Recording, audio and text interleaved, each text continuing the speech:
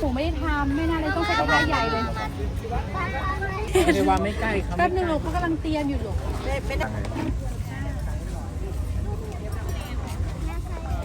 ยังไม่มีใครเลยลูก